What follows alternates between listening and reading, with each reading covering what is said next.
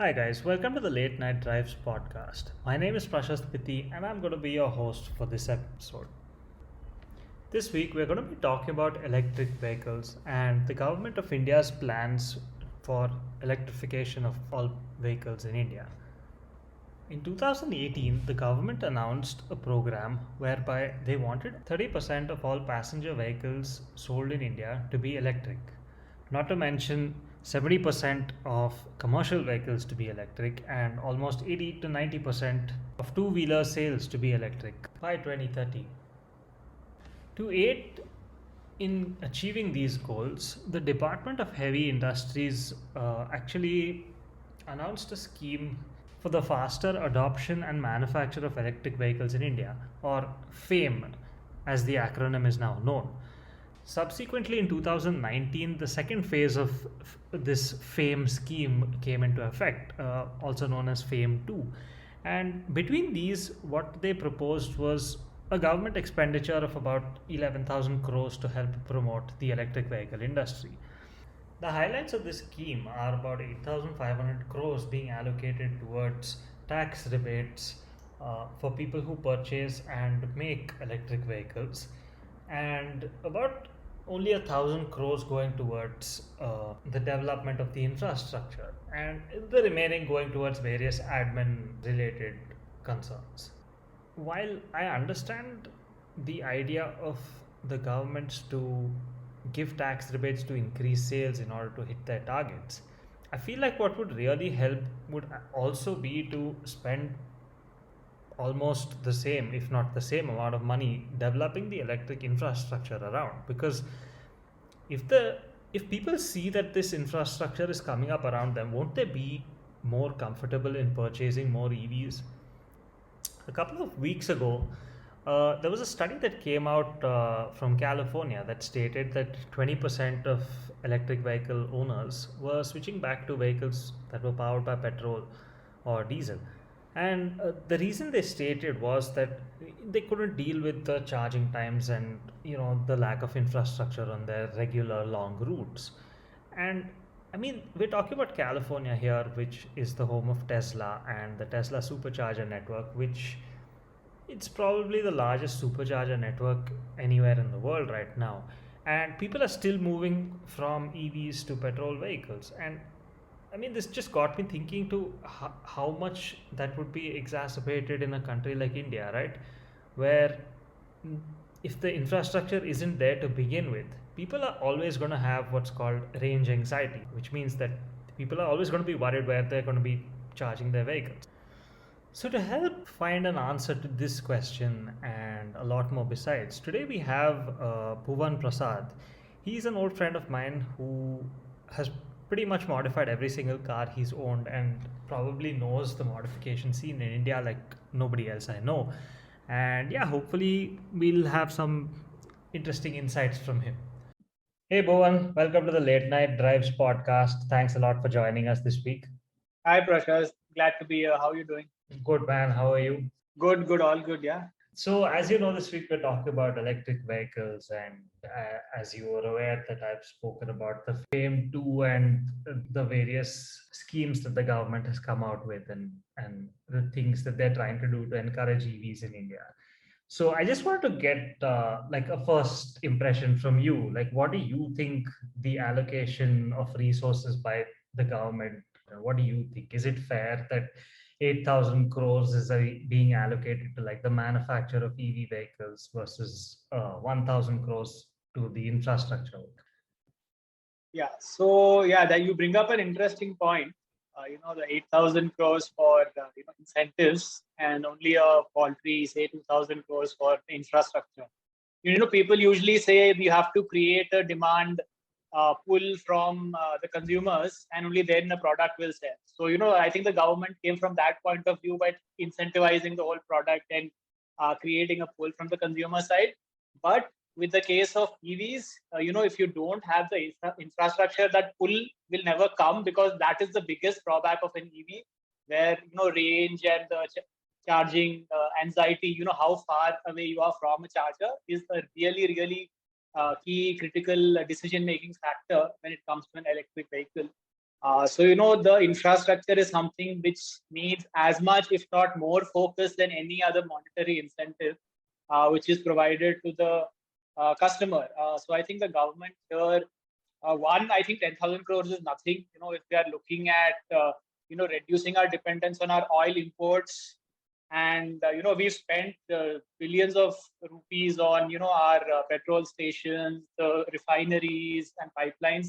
We will need to spend in a similar scale, 1 lakh crore, 2 lakh crores, 5 lakh crores, 10 lakh crores, to build even say 10% or 20% infrastructure to support electric vehicles. Even upgrading the grid, suppose 30% of Bombay's cars overnight become electric, will we be able to support overnight charging? Think of the summer. I mean, everybody's running their air conditioners, all electric vehicles are being charged at home. I mean, this is the recipe for Yeah. disaster. So I think Yeah. infrastructure spending needs to be scaled up massively. That will also add to the pool. It is not just incentivizing customers by offering them a rebate on the lifetime tax. I mean, these incentives are also, I think, 1.5 lakhs maximum, which is 10% Yeah, of it's not Tata beyond that. Nexon EV, Exactly. right? Exactly. Yeah. Yeah, so you were talking about the infrastructure when it comes to fuel stations and the amount of money that the government has put in that. I was reading a stat on how there are approximately 70,000 petrol pumps across the country. The government, as per my understanding in their last report and last letter of intent for tenders for EV charging points, etc., allocated 1,000 for highways across India. I mean, shouldn't they be like And pushing this to a much, much further extent? It's quite absolutely. And that's also just an allocation, mind you. It is not something which has already been implemented. And if you go through, I think the FAME 2 or in FAME 1, it was listed that they were targeting one electric charging point in a 3 kilometer by 3 kilometer square. correct, That is correct. 9 Yes. square kilometers, 1 point. I think if you take cities like Bombay, population of small European countries live in 9 square kilometers.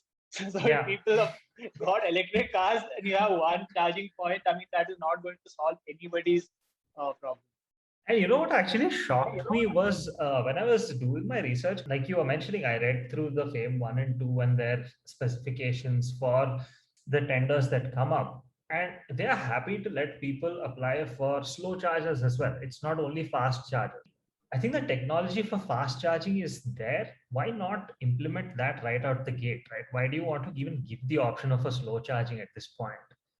Yeah, I think because there, then your discoms come into the picture, because I think you need a high voltage line coming right into your house, 440 volt or even higher, because then that is what is fed into the car. Because I think your normal 220 volts cannot be used for fast charging. I meant for the fast charging stations. Okay, sorry. For the EV, yeah, the EV charging stations. Why are they issuing tenders for slow charging stations? That doesn't make sense at all. I mean, the, That's what I the didn't only place you understand. slow charge a car is in your house. You never want Exactly, to right? That's what I didn't that is understand. just a waste of money. Do you think it should be a situation where the manufacturers of these vehicles should get involved? Like a place like California has Tesla and their supercharger network, and that's actually what's attracted probably a bulk of like EV buyers in America, where the largest Tesla supercharger network exists. So, do you think a manufacturer should take up this mantle and like start creating a charging framework across the country, or help the government to do so? So I think, with the case of Tesla, they had a lot of seed capital. They are and were extremely well funded. Yeah. So, no traditional manufacturer will do something like this, because it is a lot of cash burn and their shareholders won't agree, their board of directors won't agree to such a plan. So, unless we have a homegrown Tesla, maybe Ola Electric, after the two-wheeler project, shifts to cars and tries something like this. But yeah, the thing with the US is you have, car culture is really, really, I mean, I think 800 to 1,000 is the car to people ownership ratio. So, you have that in your favor. You have large open lands available on freeways and across the country, to establish that network. Whereas in India, most of it is agricultural land, getting the permissions. And we all know how easy it is to transfer agricultural land into commercial land or industrial land. So I foresee a few issues. Even if a startup, tries to implement in India, a lot of red tape and bureaucracy they'll have to cut through. It is not impossible. I mean, startups have succeeded in India in a similar lines of business which were in the US. They managed to implement it here. It could be Uber or even your Swiggy and Zomato of the world. So it is not something which is not possible. But yeah, like I said, lot of capital, and I don't know if given our such poor car ownership record and the fact that our cities are already saturated and people unless they really see a big incentive might not buy a 20 lakh 25 lakh EV, because let's face it, EV below 10 lakhs is really not happening. It is going to be really bad.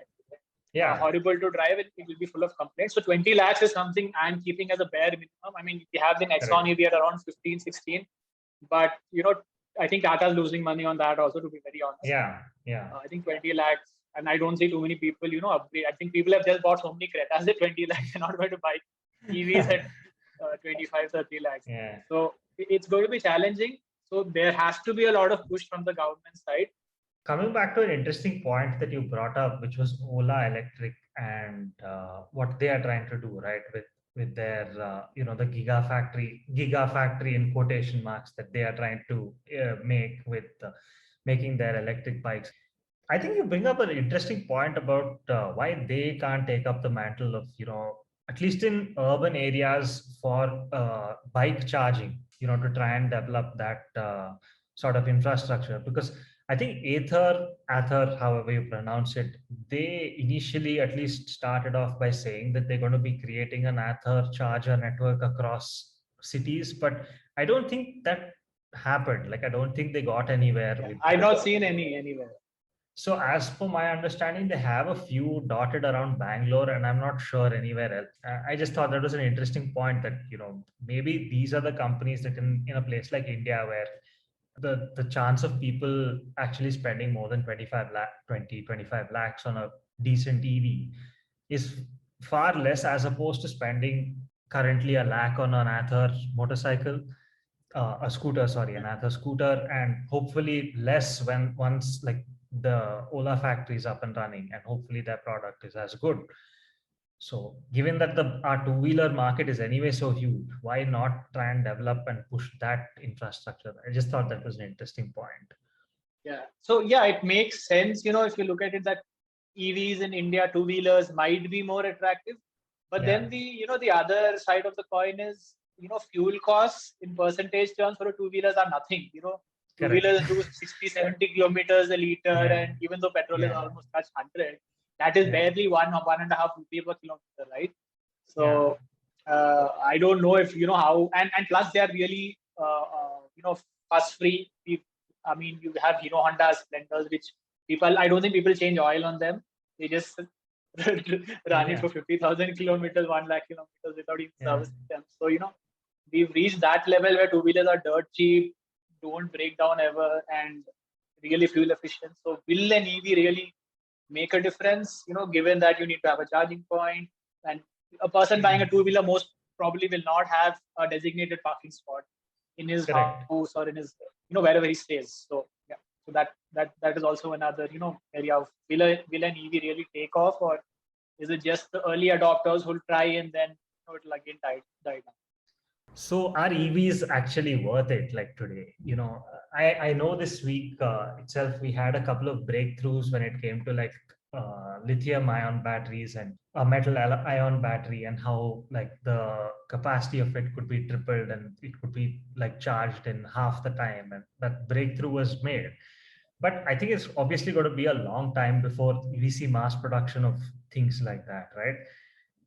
But then you have companies like Porsche who are investing heavily into like synthetic fuels, and then you have companies like Toyota and Honda that are looking at hydrogen as a fuel. And I mean, there are a lot of companies that are looking at hydrogen as a fuel, but I think Honda was one of the first to actually build a car that was, that consumers could purchase. Yes, the FCX Clarity. So yeah, my next question was just going to be that, do you think we should be looking at alternatives apart from EVs?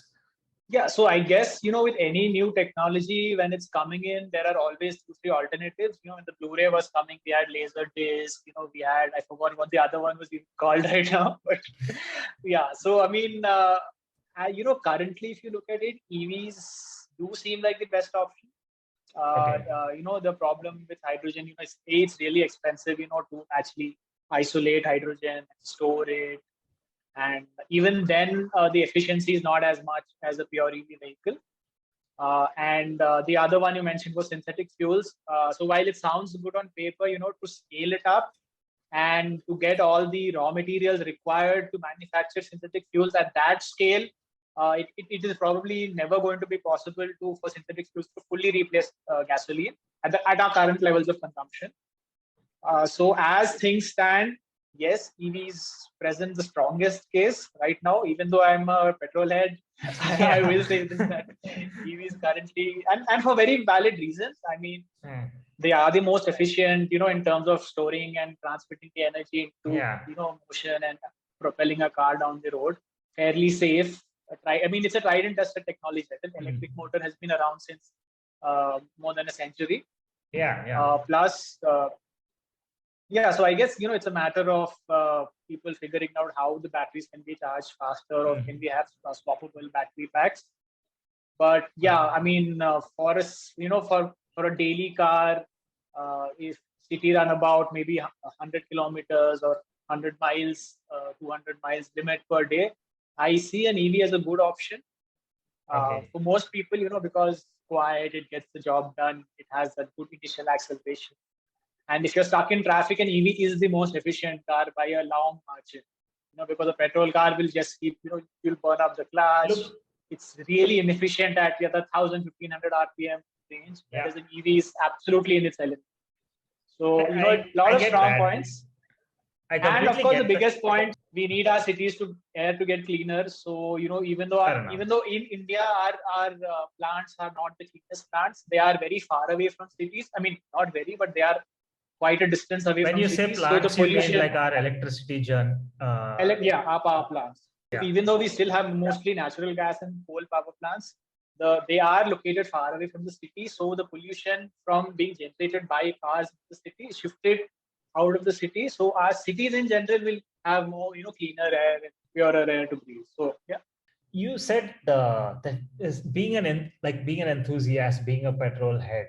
Would you ever consider converting a regular ICE engine to an EV? No, so that depends. So a lot of people have, put EV powertrains, Tesla Model S powertrains into, 1960 Mustangs and all, which is something I would never do. Yeah. But if you would Because that's sacrilege, right? yeah, I mean, that is you put maybe put a later V8 or a LS block, that is okay. But I mean, a classic car, has to have some sort of, relevance to the classic car world, the sound, the noise, the smell, everything. But yeah, if you got me the Honda City and told me, would you want to put an EV motor into this? Yeah, I mean, why not? I mean, if tomorrow a company comes out saying for 2 lakh rupees, you can swap out. We'll buy your petrol engine and give you a battery pack and put in 2 electric motors or 4 electric motors. I mean, definitely. I mean, as a city runabout, that will make sense. Okay. But not to a classic car, not to a track car, not to my highway car also, obviously, because I think the highway range is most important, and speed and EVs. I mean, once you cross say 100, you said track day car. I heard tractor. Never mind. For a second, I was confused. Okay, so I bring this up because there are a whole bunch of these companies across Europe and America that are actually doing this resto mod thing, where they're taking old cars and converting them to EVs. So I just wanted to get your opinion on that. A muscle car is one thing, but there's this company called Lunas in Europe, which actually took an old 1940s Rolls Royce Phantom and converted that to an EV. So you have that absolute luxury experience of like this old British era luxury car, and you have the absolute, I mean, it takes the silence to a whole nother level, right? What about something like that? Would you be like into something like that or not at all? Not really, actually, because a lot of these rolls with their V12s are already very silent. And, sometimes, even, really old cars, even with a straight six, or, whatever the engine is, I think, they have certain charm to it. And Yeah. putting an EV in there, we already have very few proper, rust-free pieces in the world right now. It could be the 1940s Rolls or some old Cadillac or something. But I think when we are trying to maintain it, we should, have some sort of somewhere somebody needs to draw a line saying that, these cars is not cool to swap an EV drivetrain in. For these cars, yeah, okay, fine, go ahead. Yeah. So, I'd still probably have some old V12 with that engine. It might not be as silent, but it'll still be really, really silent. And I think that, Yeah. at this stage, probably your tire noise will be much more than the engine noise when you're cruising at, say, 40, 50 miles an hour. So, that really doesn't matter. But, the sounds you get when you actually are pushing it, that will make up for having the powertrain, and plus the originality of having what actually came out from the factory. I'm with you there, all the way there. Yes, the smells and the sounds cannot be replaced.